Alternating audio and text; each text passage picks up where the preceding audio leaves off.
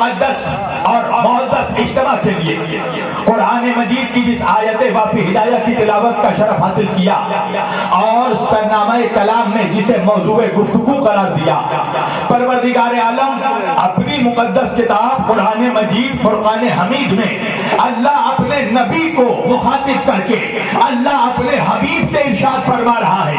اللہ کہہ رہا ہے بھلا سوفا یہودی کا رب کا فترزا، اے میرے حبیب، اے مدینے کے تاجدار، اے احمد مختار، اے کل عالم کے سردار، اے نبیوں کے شہنشاہ، اے رسولوں کے بادشاہ، اے وجہ تخلیق کائنات، اے سبب خلقت کائنات، اے فخر موجودات، اے میرے مصطفیٰ، اے میرے منتہا، اے میرے مصطفیٰ، اے میرے حبیب، اے میرے رسول، بھلا سوفا یہودی کا رب کا فترزا، اللہ آپ کو عنقریب کچھ ایسا عطا کرے گا، یہودی کا اللہ آپ کو عنقریب کچھ ایسا عطا کرے گا، رب کا فترزا، کہ آپ مجھ سے راضی ہو جائے۔ پوری توجہ، اللہ کہہ رہا ہے ہم آپ کو عنقریب کچھ ایسا عطا کریں گے کہ آپ اپنے رب سے راضی ہو جائیں۔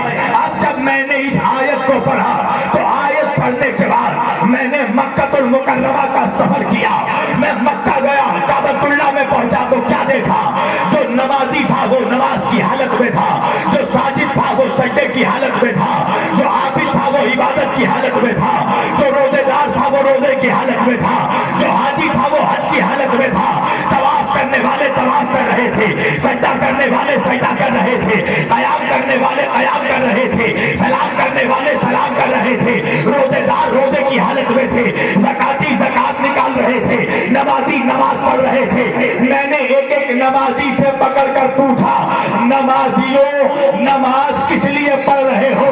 تو ہر نمازی نے جواب دیا تاکہ اللہ راضی ہو جائے۔ توجہ کیجیے گا، نمازیوں سے پوچھا گیا نماز کس لیے پڑھ رہے ہو؟ کہا اس لیے کہ اللہ راضی ہو جائے۔